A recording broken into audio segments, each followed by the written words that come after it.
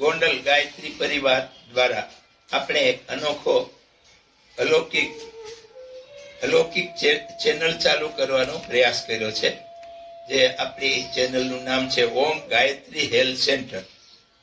તો એમાં આપણે આપણા જીવનને અથવા આપણા વ્યવહારમાં અથવા દિનચર્યામાં જે ઉપયોગી થાય એવી શારીરિક, માનસિક અને વ્યવહારિક વાતો કરવાનો આપણે પ્રયત્ન કરીએ છીએ.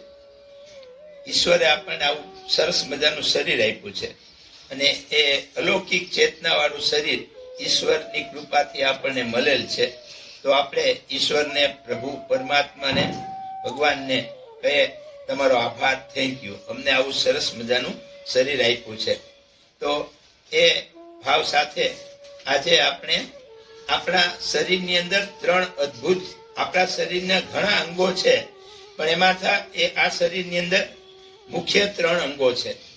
જે ત્રણ અંગોમાં આપણું એક અંગ એટલે કે બ્રહ્મરંધ્રમાં આવેલું આપણું ચેતના, પ્રાણ, આત્મા, પ્રકાશ, એટલે એને આપણે આત્મા કહીએ છીએ. એટલે એક આપણા શરીરનું મુખ્ય અંગ છે, આત્મા છે. તો આત્મા આપણે જાણીએ છીએ અથવા આપણી વિજ્ઞાન કહે છે, વ્યવહારિક એમ કે કોઈ પણ ચેતનાવાળી વસ્તુ હોય એને ખોરાક આપવો પડે. તો આ આપણે અહીંયા આપણા બગીચામાં બેઠા છીએ અને આ લીલીછમ જે ગાર્ડન દેખાય છે, તો એને દરરોજ એકાત્રા કે દરરોજ આપણે પાણી આપવું પડે, ખાતર આપવું પડે, સૂર્યનો પ્રકાશ આપવો પડે. તો અહીંયા આપણે આ ઈશ્વરી ચેતના, અલૌકિક ચેતના વાળું શરીર આપ્યું છે ભગવાને, ઈશ્વરે. તો એના જે આત્મા છે એ આત્માનો ખોરાક હોય અને એ ખોરાક આપણે આપતા નથી. એથી આપણે અનેક પ્રકારના રોગોથી, તણાવ, ટેન્શનથી, જે માથાના લગતા રોગો છે નાના પ્રકારના, એ રોગોથી આપણે હેરાન પરેશાન થાય છે. તો અહીંયા આપણી જે અલૌકિક ચેતના છે, ઈશ્વરી ચેતના છે અને આધ્યાત્મિક ચેતના છે, એ એમ કહે છે કે આપણા શરીરની અંદર જે આત્મા છે એને આપણે ખોરાક આપવો જોઈએ. અને એ ખોરાક એવો હોવો જોઈએ કે સાત્વિક. એટલે આ ખોરાકની વાત એવી છે કે આપણે જ્યારે માળા કરીએ છીએ, મંત્ર જાપ, ત્યારે માળાના મણકા 108 હોય છે. તો એ 108 મણકા એક પ્રતીક રૂપે, ઈશ્વરી ચેતના રૂપે આપણે ભજન કરવા, ભક્તિ કરવા, ઉપાસના કરવામાં એનો ઉપયોગ કરીએ છીએ. તો એ આપણા શરીરને 108 પ્રકારના ખોરાક આપવા જોઈએ. એના ઉપરથી આ માળાનું મણકાનું સર્જન થયું છે. તો આ 108 પ્રકારના જે આપણે સાત્વિક દિનચર્યા બનાવી અને 108 પ્રકારનો જે ખોરાક છે એ આપણે એક અલગ પેપરમાં સંકલન કરેલ છે, જે 1 થી 108 સુધીમાં. એમાં થોડીક પ્રાથમિક 1-2 વાત કરીએ, પછી એ આપણે જે આ એટલી બધી વિગત છે એ આ આપણા ટૂંકા વિડીયોમાં આપણે આપીએ તો સમજાય નહીં. અને આપને જો આ બાબતમાં આપણા આત્માને ખોરાક, પ્રકાશને ખોરાક આપવો 108 પ્રકારનો, અને આપણે નિરોગી, સ્વસ્થ રહી, તંદુરસ્ત રહીએ, તણાવ, ટેન્શનથી મુક્ત રહીએ, તો અમે આ જે એનું આખું કમ્પ્લીટ જે 108 ખોરાકનું કરેલું છે એ અમારા વિડીયોમાં અમે એ મૂકેલ છે. અને એને તમે ડાઉનલોડ કરી અને તમે એને જોઈ શકશો અથવા વાંચી શકશો. તો એ વિગત આપના જીવનમાં અતિ મહત્વની સાબિત થશે.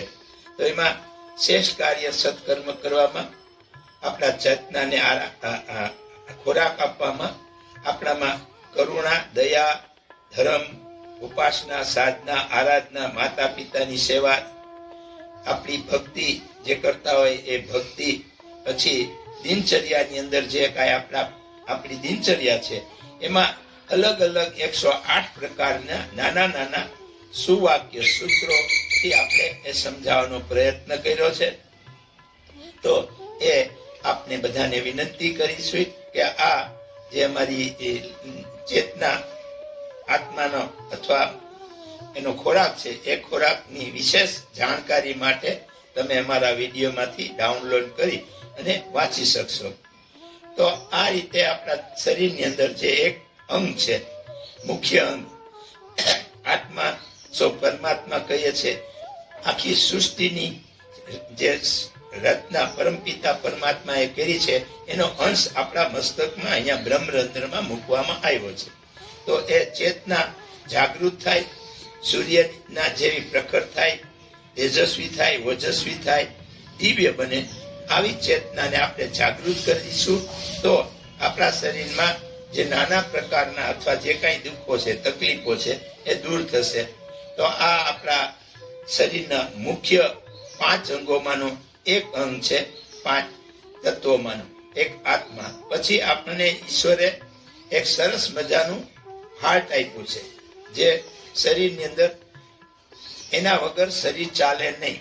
તો એ હાર્ટ છે, હૃદય છે, અહીંયા જે આપણી ડાબી સાઈડમાં આપણા ફેફસાની ઉપર અને અહીંયા જે આપણી છાતી છે એની બાજુમાં એ હાર્ટ આપવામાં આવ્યું છે. તો હાર્ટ વિશે પણ આપ જો જાણતા હો તો એ સારું. નકર આપણે બધાને પ્રશ્ન પૂછીએ કે આપણે હાર્ટ વિશે શું જાણીએ છીએ, તો લગભગ બધાનો જવાબ એવો આવશે કે અમે હાર્ટ વિશે કાંઈ જાણતા નથી. તો આ હાર્ટ એવું બીજું અંગ આપણા શરીરનું એવું છે કે જો આ હાર્ટને ખોરાક આપીએ શુદ્ધ સાત્વિક, તો એ પણ આપણને ખબર હોવી જોઈએ કે હાર્ટનો ખોરાક ઓક્સિજન છે. શુદ્ધ ઓક્સિજન લેવાથી, શ્વાસોશ્વાસની ક્રિયાથી, અને આપણે બધા જાણીએ છીએ કે 1 મિનિટમાં 16 વખત શ્વાસ લઈએ છીએ આ રીતે, અને શ્વાસ બહાર કાઢીએ છીએ. જ્યારે શ્વાસ લઈએ છીએ ત્યારે વાતાવરણમાં રહેલી દિવ્ય જે શક્તિઓ છે એ 4 શક્તિઓ, એક માતા પિતાની શક્તિ, એક કુળદેવીની શક્તિ, એક સૂર્યનારાયણની જગ શક્તિ અને ચોથી શક્તિ ઓક્સિજન. આ ઓક્સિજનથી આપણને આપણું શરીર ચાલે છે. 5 મિનિટ જો પણ ઓક્સિજન મળે નહીં તો આપણું શરીર આપણે સમજીએ કે એમાં ચેતના, તો બધા કહે છે ને કે એમાં ચેતના જતી રહી, એટલે કે રામ બોલો ભાઈ રામ. તો આ અલૌકિક હૃદય આપણું 24 કલાક સતત ચાલે છે. એના માટે આપણે જાણવાનો પ્રયાસ કરીએ. એની થિયરી શું છે, શરીરની અંદર કેવી રીતે કામ કરે છે, એ આપણે જાણવું જરૂરી છે આ યુગમાં. તો એના માટે અલગ અલગ આપણે પુસ્તકો આવે છે, અલગ અલગ મીડિયા મારફતે, મોબાઈલની મારફતે, ગૂગલમાં પણ આપણે એ જાણી શકીએ.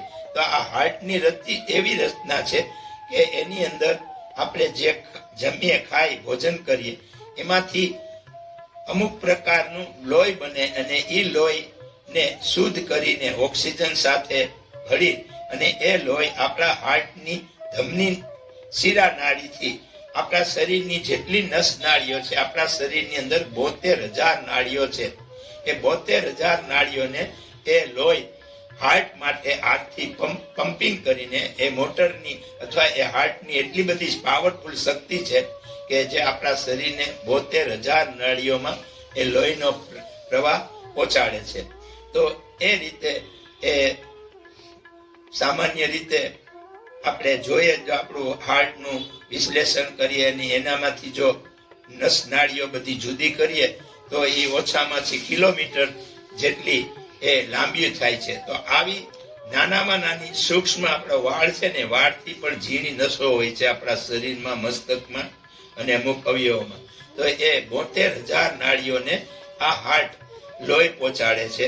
પછી બીજું એ કામ કરે છે, જે લોહી આપ્યા પછી એની સક્રિયતા, જાગૃતતા અથવા એની જે કાંઈ શરીરને ઉપયોગી હોય એટલી વસ્તુ લઈ પછી એ પાછું લોહી અશુદ્ધ બને છે. એ અશુદ્ધ લોહીને પાછું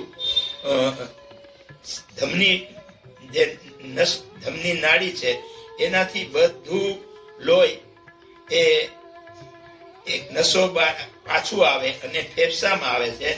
ફેફસાની અંદર એ લોહી શુદ્ધ થાય છે, અને શુદ્ધ થઈ ગયા પછી પાછું એ હાર્ટને આપે છે. હાર્ટ ઓક્સિજન એમાં ભેળવીને, એટલે હાર્ટ લોહીને પાતળું કરીને ઓક્સિજન, એક અલૌકિક ચેતના, કુદરતી પ્રકારની અલૌકિક શક્તિઓ છે. એ શક્તિઓને લોહી બે મિક્સ થઈ પાછું આપણા શરીરમાં એ ક્રિયા ચાલે છે.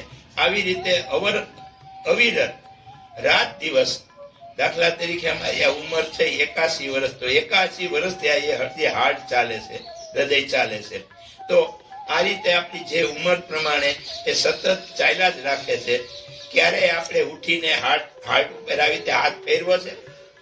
શાબાશ, ધન્યવાદ, તમારો આભાર, આવી રીતે આપણે કોઈ દી કીધું છે? તો હવે ન કીધું હોય તો આપને એક વિનંતી, પ્રાર્થના, અરજ કે આપના હાર્ટ ઉપર દરરોજ હાથ ફેરવજો, એને વાલ કરજો, પ્રેમ કરજો, શાબાશી આપશો, ધન્યવાદ આપજો અને તમારો આભાર. અમે અમારાથી કઈ ભૂલચૂક થઈ ગઈ, હાર્ટ દેવતા અમને માફ કરજો. હવે આ રીતે આપણી હાર્ટની ક્રિયાઓ ચાલે છે અને એ અલૌકિક રીતે ચાલે છે. એમાં પણ જે અત્યારનો યુગનું જે વિજ્ઞાન છે ને, એ વિજ્ઞાન સંશોધન પણ નથી કરી શક્યું કે આ કુદરત કેવી રીતે ચલાવે છે. તો અદ્ભુત આપણું શરીર છે, અદ્ભુતમાં આપણો બીજો પાર્ટ હાર્ટ છે.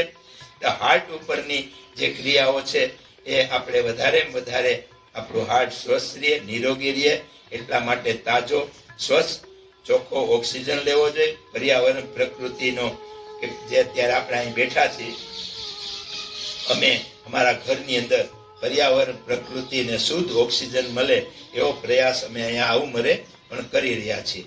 તો હવે ત્રીજી વાત આવે આપણા શરીરની પેટ. આપણા શરીરનો ત્રીજો મુખ્ય ભાગ પેટ છે. તો આ પેટ છે ને, એના વિશે પણ આપણને કોઈને કાંઈ જાણકારી નથી. કોઈને પ્રશ્ન પૂછીએ કે ભાઈ આપણા પેટ વિશે આપ શું જાણો છો, તો એક બે વાત કરે, ખાઈએ છે, પચે છે ને લોહી બને છે. તો એવું નથી. આપણા શરીરની અંદર જે કાંઈ આપણે ચાવીને ભોજન લીધું, એ આપણા મોઢામાંથી જે લાળ છે એ મિક્સ થઈ અને અન્નળીમાં થઈને આપણે પેટની હોજરીમાં જાય. અને હોજરીમાં જ્યારે જાય ત્યારે ત્યાં આગળ એક એસિડ, એક્ટોપેટ નામનો એસિડ ત્યાં રહે છે. એ એસિડ નામ બહુ પાકું નથી, પણ ત્યાં આપણી હોજરીની આગળ એ એસિડ રહે છે. આપણો જે ખોરાક જાય એને એ શુદ્ધ કરે છે. એમાં જે કાંઈ અશુદ્ધિ હોય, કચરો હોય તો ગાળીને પેટમાં મોકલે છે. તો આપણું પેટ છે ને, એ આ આપણી નાભીની ઉપર અને છાતીની નીચે, બંને કિડની ઉપર, આ રીતે આપણા શરીરની અંદર પેટની રચના છે, જેને આપણે હોજરી કહી, લીવર કહીએ છીએ. પછી એના અલગ અલગ પાર્ટ છે. તો આ પેટમાં જ્યારે આપણે કોઈ પણ વસ્તુ જમ્યા, ખાધી, તો એનું અન્નળી દ્વારા એ શરીરની અંદર જાય છે અને પાચન ક્રિયા કરે છે. પછી આપણું આયુર્વેદિક અથવા આપણું ઔષધિ આયુર્વેદિક જે આપણું શાસ્ત્ર છે એમ કહે છે કે સાત્વિક ભોજન લેવું, કાચું ભોજન લેવું, તો આપણા શરીરને, પેટને તકલીફ ન પડે અને એ પચવામાં સુપાચ્ય પચી જાય. અને એનાથી આપણા શરીરની અંદર જે નાનું આંતરડું અને મોટું આંતરડું બે છે, એ બે આંતરડાની અંદર એ અલગ પાચન ક્રિયા થયા પછી એનો પ્રવાહ નાના આંતરમાં જાય. નાના આંતરમાં 36 પોઈન્ટ છે, 36 જગ્યાએ અમુક હોલ હોય છે.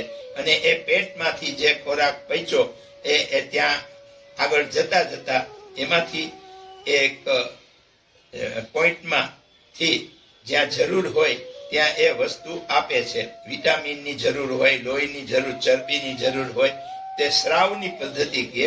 એટલે ટીપે ટીપે એ 36 પોઈન્ટ આપણા શરીરને એ આપે છે. ત્યાર પછી એમાંથી જે વસ્તુ નીકળી, અમુક વસ્તુ એ મોટા આંતરની અંદર જાય છે. આપણા શરીરની મોટા આંતરની લંબાઈ 35 કે 36 ફૂટ હોય છે અને એમાં 72 પોઈન્ટ છે. એ 72 પોઈન્ટ સ્રાવની પદ્ધતિથી પછી પેટમાંથી જે વધારાની પાચન ક્રિયા થઈ અને વધારાની જે વસ્તુ નીકળે, ખરાબી એને કહીએ આપણે, પેશાબ વાટે, પાણીથી પેશાબ વાટે નીકળે છે, મળ વાટે આપણી જે ક્રિયાઓ છે એમાં મળ વાટે નીકળે છે. આપણી નાભીમાંથી એ અમુક પ્રકારની ખરાબીઓ નીકળે છે. આપણા વાળની અંદર જે છિદ્રો છે એમાંથી પણ આપણા શરીરની ખરાબીઓ નીકળે છે. તો આ રીતે આપણા શરીરની અંદર પેટ અત્યારના યુગ પ્રમાણે જોઈએ તો આ પેટ છે ને, જે કાંઈ આપણે નાખીએ છીએ એ બધું પચાવે છે. આજે આપણે બધા યુવાનો છે એ ન ખાવાનું ખાય છે, ન પીવાનું પીએ છે, જે અખાદ્ય વસ્તુ છે એ ખાય છે, ગુટકા, પાન, તમાકુ, પછી બેકરીની item, fast food, junk food અથવા જે કાંઈ ખાઈએ છે એ બધું શરીર એક્સેપ્ટ કરીને એમાંથી 40% લે છે. 40% મળવાટે નીકળે છે અને 20% જે વધે એ આપણા શરીરમાં ચરબી રૂપે એ બધી જગ્યાએ જાય છે. એટલે આપણા શરીરમાં સ્થૂળતા આવે છે, જાડા માણસોનું વજન વધે છે અને ચરબીને હિસાબે વજન વધે છે. તો આ પેટની સિસ્ટમ છે. પછી અત્યારના યુગમાં આપણે જોઈએ છીએ કે મોટા મોટા કોન્ટ્રાક્ટરો, ગવર્મેન્ટના અથવા બધા લોખંડ ખાઈ જાય છે, સિમેન્ટ ખાઈ જાય છે, લાકડા ખાઈ જાય છે, બીજું બધું ખાઈ જાય છે, તોય આ પેટ, એટલે આનો કહેવાનો અર્થ છે આપણે જે એનો રૂપ એવું છે કે જે લોકો બેઈમાનીથી, અનીતિથી, અત્યાચારથી, ભેળસેળથી, ઉપરની કમાણીથી અથવા કોઈ પણ રીતે ખરાબ કામો કરીને પૈસા કમાય છે અને એ પૈસાથી મેળવેલી જે વસ્તુ છે એ પેટમાં જાય છે. એટલે પેટમાં જવાથી આપણું શરીર નિરોગી ક્યારે રહે? સાત્વિક ભોજન હોય, કાચું ભોજન હોય, નીતિ ઈમાનદારીથી કમાડેલી વસ્તુથી, મહેનત પુરુષાર્થ કરેલી જે વસ્તુથી આપણા ઘરમાં ભોજન આવ્યું હોય તો એ ભોજન આપણે સુપાચ્ય કરે, કોઈ દી રોગ આપણને આવે નહીં, આપણે નિરોગી રહીએ. અને અત્યારના આ યુગમાં આપણે બધા 90% એવા માણસો છે આ સમાજમાં, એમાં આપણે બધા આવી જાય કે બધા નાના પ્રકારના, મોટા નાનાથી અસાધ્ય રોગથી પીડાય છે. અને કેવા રોગ છે એની કોઈ આપણે અત્યારે વાત કરવી નથી, બધા જાણીએ છીએ. તો આ રોગો આપણે બોલાવ્યા છે, આપણાથી આવ્યા છે, હવે આપણે દૂર કરવાના છે. તો એના માટે આપણે આપણી જે પરંપરા છે, આપણી જે થિયરી છે, આપણું આધ્યાત્મિક શાસ્ત્ર એમ કે, વિજ્ઞાન એમ કે, વ્યવહારિક કે, તો કે આપણે નીતિ ઈમાનદારી પ્રમાણિક વાળા બનીએ, સાત્વિક ભોજન રહીએ અને આપણા આત્માને શુદ્ધ ખોરાક મળે એવી દિનચર્યા બનાવીએ.